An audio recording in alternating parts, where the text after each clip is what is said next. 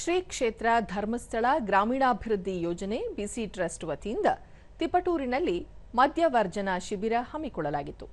ಶಿಬಿರದಲ್ಲಿ ವೈದ್ಯರು, ಸಾಹಿತಿಗಳು, ನಿವೃತ್ತ ಶಿಕ್ಷಕರು ಸೇರಿದಂತೆ ಹಲವರು ಪಾಲ್ಗೊಂಡಿದ್ದರು.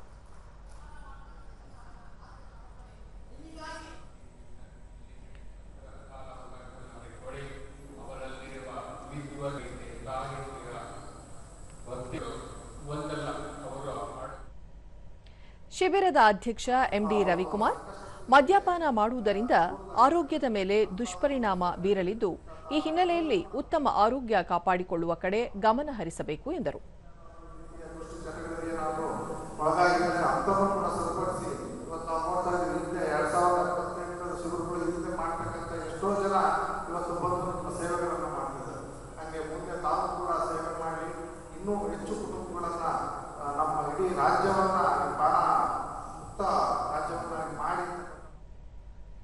ತಿಪಟೂರು ತಾಲೂಕಿನ ಕ್ಷೇತ್ರ ಯೋಜನಾಧಿಕಾರಿ ಕೆ ಉದಯ್, ಮಣಕೇಕೆರೆಯಲ್ಲಿ 2078ನೇ ಮದ್ಯವರ್ಜನಾ ಶಿಬಿರ ಹಮ್ಮಿಕೊಂಡು ಮದ್ಯಪಾನದಿಂದಾಗುವ ಪರಿಣಾಮಗಳ ಕುರಿತು ಮಾಹಿತಿ ನೀಡಲಾಯಿತು ಎಂದು ತಿಳಿಸಿದರು.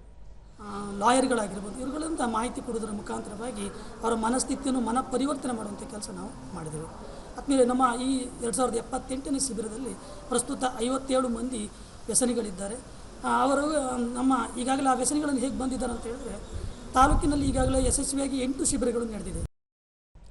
ಶಿಬಿರಾರ್ಥಿ ಲಿಂಗರಾಜ್, ಮದ್ಯವರ್ಜನಾ ಶಿಬಿರದಿಂದ ಸಾಕಷ್ಟು ಪ್ರಯೋಜನವಾಗಿದೆ ಎಂದು ಮಾಹಿತಿ ನೀಡಿದರು. ಅಮೌಂಟ್ ಕೂಡ ನಾನು ಮನೆಗೆ ತಲುಪಿಸ್ತಾ ಇರಲಿಲ್ಲ ಸ್ನೇಹಿತರೆ. ನಾನು ಕುಡಿಯೋದು ಬಿಡಬೇಕು ಅಂತ ವೈಯಕ್ತಿಕವಾಗಿ ನಾನು ಪ್ರಯತ್ನ ಪಟ್ಟೆ. ಇದೇ ಸಂದರ್ಭದಲ್ಲಿ ಸಾಂಸ್ಕೃತಿಕ ಕಾರ್ಯಕ್ರಮಗಳು ಜರುಗಿದವು.